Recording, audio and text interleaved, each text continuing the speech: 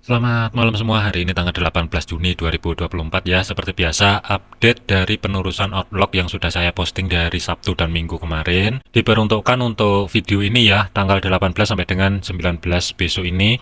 Kita bahas dulu dari segi indeks dolar itu, pergerakan itu sempat terkoreksi ke bawah, menguji level area support terdekat yang berada di 105.22 ya, dan harga ini keangkat ke atas. Untuk saat ini itu masih tertahan di level area resisten pertama weekly yang bertumpuk dengan level area zona supply. Kalau misalkan di break, masih ada potensial untuk malam ini akan kedorong menuju level area 105.800, dan untuk minggu ini tuh masih ada peluang menuju 106.31. Jadi hati-hati untuk indeks dolar.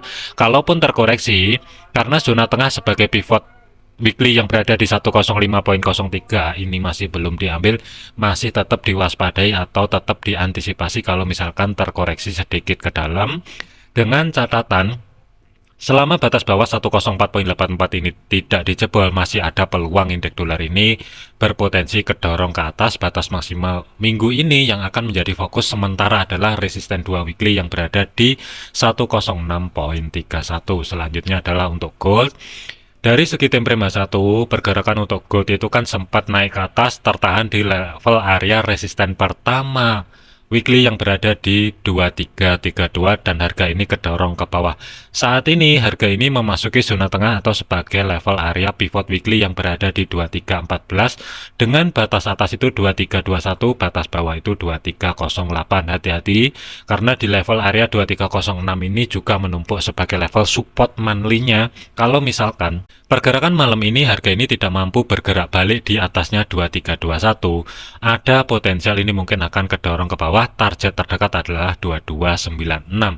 Tetapi kalau misalkan 2321 ini nanti misalkan kejebol ya, masih ada peluang sekali lagi retest di level area resisten pertama weekly yang berada di 2332. Kalau misalkan saya gambar, selama batas atas 2321 ini aman, tidak dijebol, masih ada peluang menuju ke bawah 2296 ini sebagai target terdekat. Tetapi kalau misalkan dijebol, ada potensi ini mungkin akan kedorong ke atas ke 2332 sebelum drop secara signifikan. Jadi hati-hati untuk gold.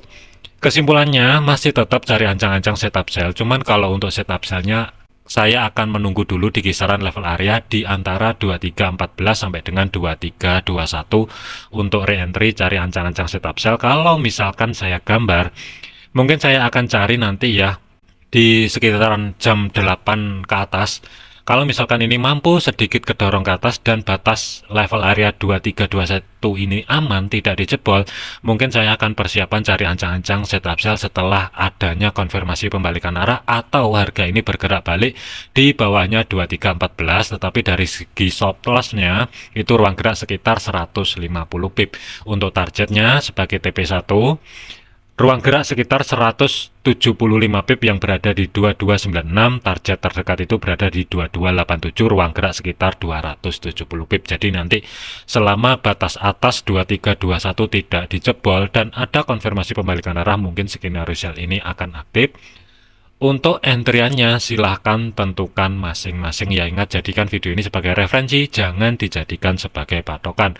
Skenario alternatif kedua untuk minggu ini, kalau misalkan harga ini kedorong ke atas, level area 2332 sampai dengan 2342, kuncinya mungkin ada di sini. Selama batas atas ini 2342 tidak dijebol, ini mungkin skenario yang ideal untuk cari ancang-ancang setup sell. Tetapi nanti kita liatin progresnya terlebih dahulu, karena saat ini itu harga masih tertahan di zona tengah atau sebagai pivot. Skenario alternatif ini mungkin bisa digunakan kalau misalkan 2321 dijebol dan harga ini bergerak ke atas, tertolak, atau level area 2342 ya, ini tidak dijebol ke atas dan ada konfirmasi pembalikan arah di kisaran level area sedikit di bawahnya 2322. Ini mungkin skenario 2322 ya, sorry. 2322 ini kalau misalkan ada konfirmasi pembalikan arah, mungkin skenario ini akan aktif untuk skenario sellnya. Tetapi dari segi stop lossnya, idealnya itu taruh di atasnya 2350, mungkin ya 2352 ini mungkin oke.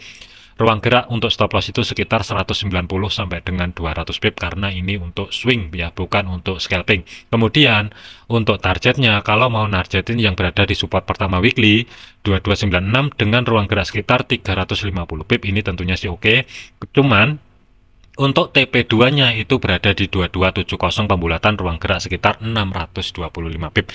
Mana yang valid? Intinya adalah jangan buru-buru masuk ke market, pastikan ada konfirmasi yang jelas baru masuk ke market. Jadi kesimpulannya untuk gold ini planning masih tetap ancang-ancang cari setup sell. Kemudian GBP/USD, pergerakan untuk GBP/USD ini skenario sell sudah aktif ya, karena pergerakan ini ketika reject dan harga ini bergerak balik di atasnya support pertama weekly 1.26900, tidak lama ini harga bergerak ke bawah. Kalau saya tandain ya, sebenarnya di sini juga ada zona drop bis drop atau zona supply baru, zona yang di blok hijau ya.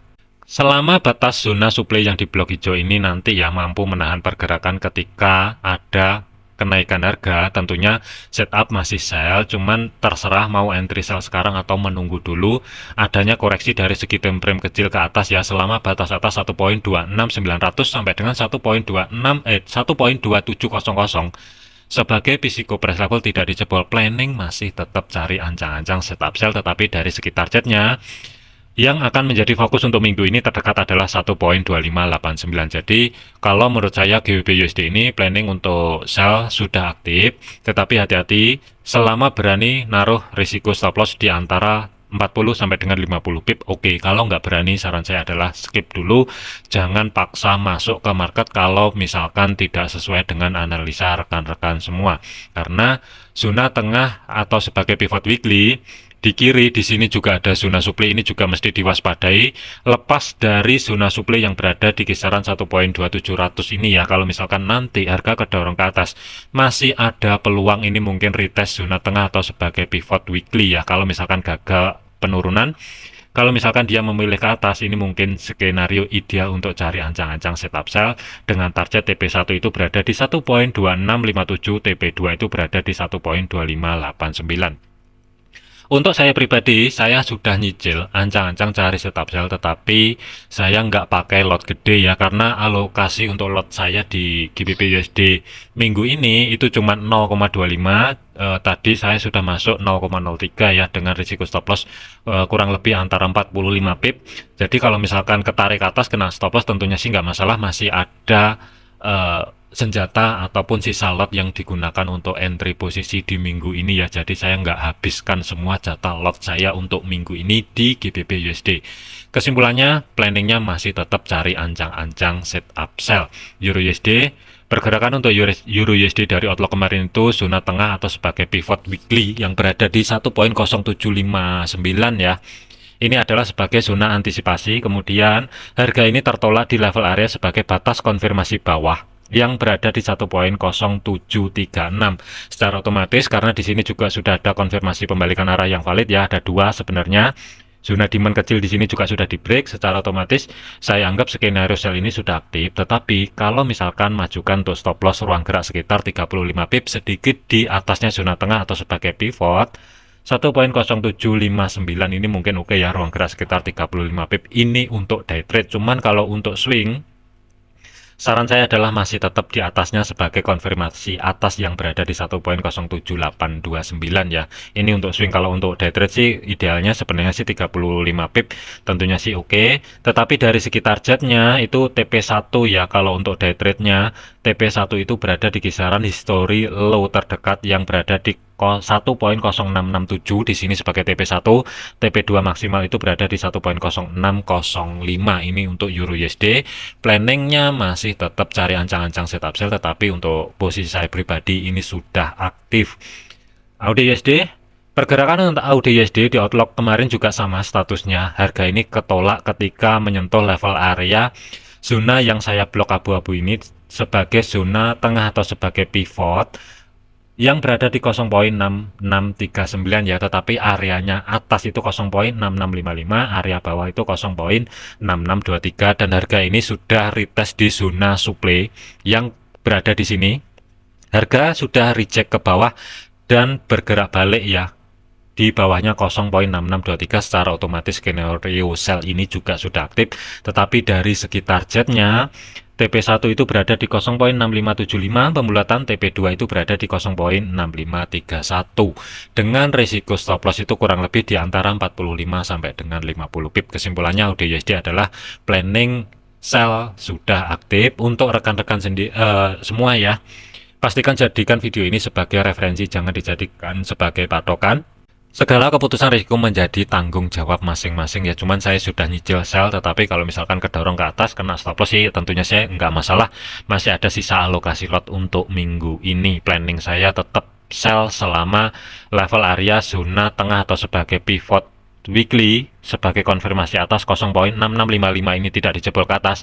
Saya masih bertahan untuk ancang-ancang cari setup sell. AUD/USD, pergerakan untuk AUD/USD ini saya hapus dulu ya, karena saya antisipasinya sebenarnya skenario pertama itu kalau misalkan kedorong ke bawah sampai dengan support pertama weekly yang berada di 1,3698 ya, ternyata harga ini masih belum mampu ke sana, jadi sementara saya hapus dulu. Hati-hati karena zona tengah atau sebagai pivot ini dari bawah ini juga sudah dijebol ke atas ya. Hati-hati, yang saya khawatirkan ini nanti sebelum melanjutkan perjalanan ke atas, yang saya khawatirkan ini sideways kecil terlebih dahulu.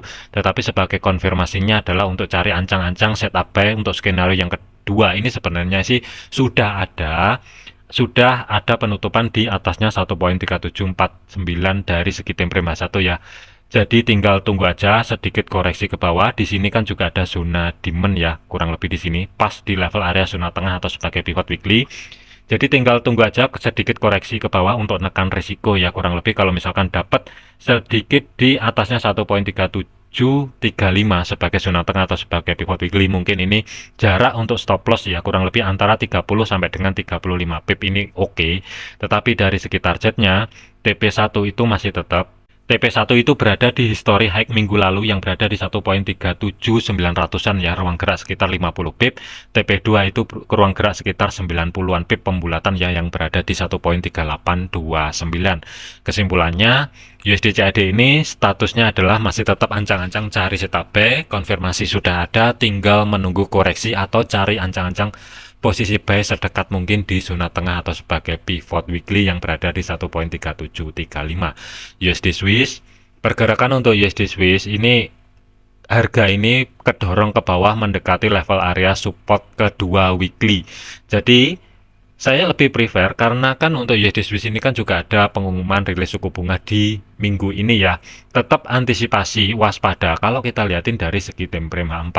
Batasan over untuk minggu ini itu jatuhnya di kisaran 0,8810 pembulatan sampai dengan 0,8784 sebagai support 3 dan support 4. Kemudian support 2 itu berada di 0,88600 pembulatan.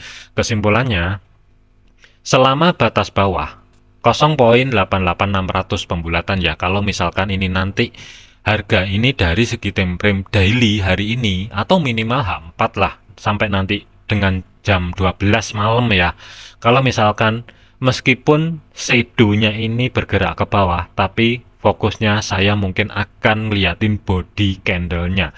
Kalau misalkan body candle-nya ini tidak mampu tutup di bawahnya level area 0,88600, mungkin saya akan nyari konfirmasi pembalikan arah dan langsung masuk ke market ancang-ancang cari setup buy. Tetapi dari segi targetnya untuk day trade itu berada di 0,89100 ya, ini untuk day trade. Cuman untuk swing itu targetnya berada di kisaran zona tengah atau sebagai pivot weekly yang berada di 0,8943 ini untuk TP1. TP2 itu berada di resisten pertama weekly yang berada di 0,8976. Kesimpulannya, biarin dulu harga ini selesai pergerakan, kalau misalkan mampu ke bawah ya, cari ancang-ancang setup buy setelah ada konfirmasi pembalikan arah di sekitaran level area 0,88600 pembulatan ya, kurang lebih.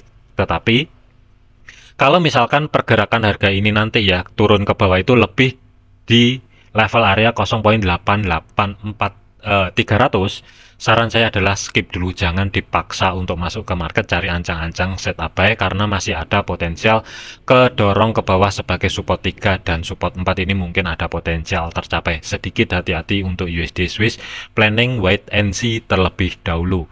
USD CAD pergerakan untuk USD Yen, pergerakan untuk USD Yen untuk planning pertama ini sudah aktif dan sudah mencapai level area TP1 ya. Ini saya hapus dulu.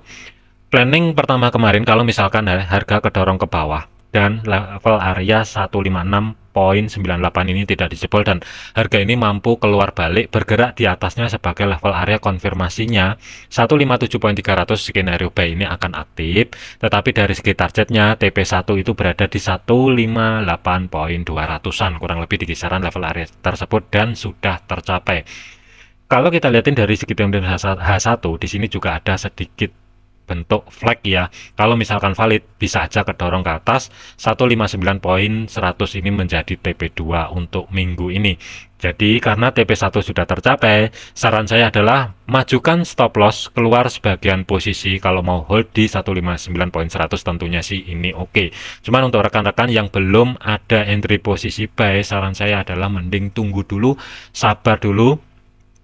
Kuncinya 157.83 selama batas bawah di sini tidak dijebol ya, planning buy masih berlaku, tetapi dari segi stop loss mungkin sedikit di bawah history low yang ada di sini. Ini mungkin naruh stop loss yang ideal dengan risk reward yang oke, dengan target ya 159.100. Masih ada peluang untuk minggu ini ya, 160 itu masih ada peluang untuk USD JPY akan dicapai, tetapi hati-hati di 159.100. Kesimpulannya adalah planning buy TP1 sudah kena, majukan stop loss, keluar sebagian posisi kalau mau hold di 159.100 tentunya sih oke. Oke, mungkin update malam ini sampai di sini dulu ya. Ingat, jadikan video ini sebagai referensi atau gambaran saja, jangan dijadikan sebagai patokan apalagi sinyal. Segala keputusan risiko menjadi tanggung jawab masing-masing. Jangan overload, jangan overtrade, tetap disiplin. Sampai jumpa di video yang selanjutnya.